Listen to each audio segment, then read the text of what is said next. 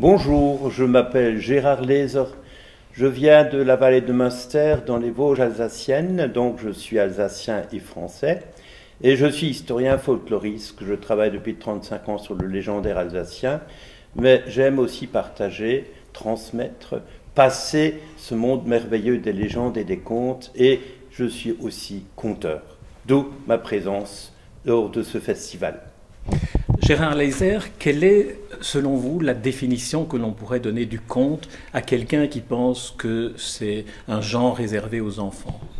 Tout d'abord que c'est un récit de type merveilleux, qui nous fait voyager, qui nous fait rêver, qui se déroule dans l'imaginaire, qui est un autre niveau de réalité que l'habituel.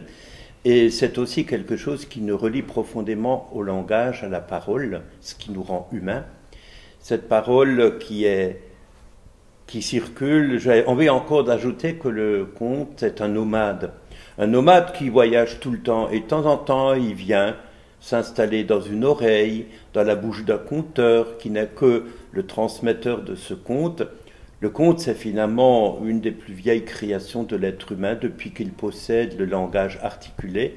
Le conte existe, et pour moi il a plusieurs fonctions, celle du merveilleux, du ravissement, du voyage intérieur, mais c'est aussi en même temps un moyen de créer un lien entre les gens, à la fois entre le conteur et celui qui l'écoute, ou celle qui l'écoute, mais aussi parce qu'on écoute généralement à plusieurs et on goûte ensemble le même plaisir d'écouter un beau conte.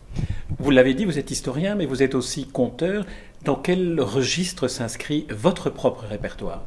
Mon propre répertoire s'est spécialisé dans le légendaire de l'Alsace. Il y a à peu près 1600 légendes qui ont été répertoriées. Il y en a beaucoup plus, puisque je fais beaucoup d'enquêtes sur le terrain. J'en note régulièrement de nouvelles.